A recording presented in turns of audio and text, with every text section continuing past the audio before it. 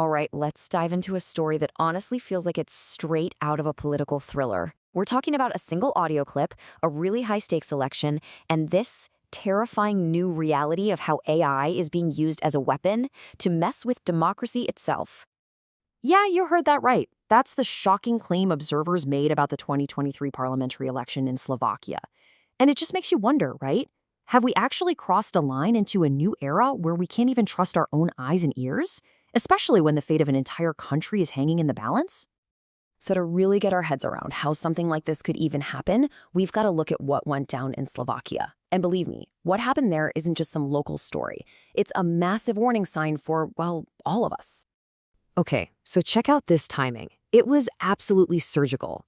Just 48 hours before people started voting, this audio clip drops. And in it, you hear what sounds like the pro-European candidate, Michal Šimečka, basically plotting to rig the election. Now here's the kicker. It was released during a legally required media silence period. That means the mainstream news couldn't even talk about it. It created this total information vacuum, and the deepfake just rushed right in to fill it. It went viral, spreading like crazy on social media, long before any official response could even get its boots on. So, you gotta ask, how did one single, totally fake audio clip cause that much chaos? Well, it wasn't just some random luck. No, this was a perfectly engineered storm of tech, psychology, and just killer timing. Let's really break down the anatomy of this digital lie. It really boiled down to three things that made this deepfake so devastating. First, you got the platforms themselves, like Facebook. They're built to boost engagement, right? So when they see this flood of angry shares and reactions, their algorithms just push the lie into even more people's feeds. Second, the lie itself was just brilliantly constructed to be super persuasive. And third, by the time the fact-checkers and officials could come out and say, hey, this is fake, it was too late. The damage was done. The lie had already lapped the truth, you know? The people who made this thing were masters of manipulation. They basically hijacked the classic pillars of persuasion. For logos, which is all about reason and logic, the recording itself was the hard evidence, even though it was fake. For ethos, or credibility, they faked the voices of a well-known politician and a respected journalist, instantly borrowing their authority. But the most powerful part was the pathos, the emotion. The clip tapped right into the fears and the anger of voters who already suspected a conspiracy by, some kind of Western elite. And here's the really wild part. While the AI tech is brand spanking new, the strategy behind it, it's anything but. This is an old game of power and propaganda, just, supercharged with 21st century weapons. I mean, this is a tactic that's literally centuries old. We're talking 500 years ago, Machiavelli was advising rulers that, in politics, appearances matter way more than reality. The Slovak deepfake, it ran on the exact same playbook. It didn't matter if the conversation was real. All that mattered was that it seemed real for that critical 48-hour window, just long enough to potentially swing an entire election. So why were so many people so ready to believe this? Well, the political thinker Hannah Arendt had a pretty chilling answer for that.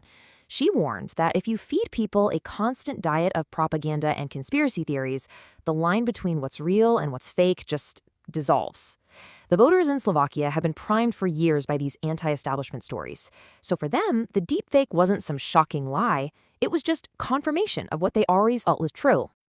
What happened in Slovakia was really just a warning shot. The technology that made it possible is evolving at a mind-bending speed.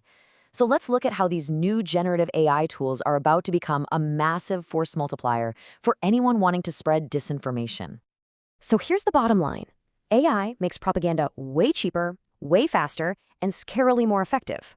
Think about it. Large language models can churn out endless versions of a lie, each written in a different, persuasive style. AI can create entire armies of fake, human-sounding bots to create what's called a synthetic consensus, basically an illusion that everybody believes the lie. And it can even cook up complex fake documents like scientific reports with fake citations to give these lies a sheen of authority. And this leads us to a really fundamental and, frankly, deeply unsettling question. If anyone with a laptop can generate a realistic audio clip, a convincing video, or a professional-looking research paper, what does evidence even mean anymore? And that right there, that leads us to the ultimate danger.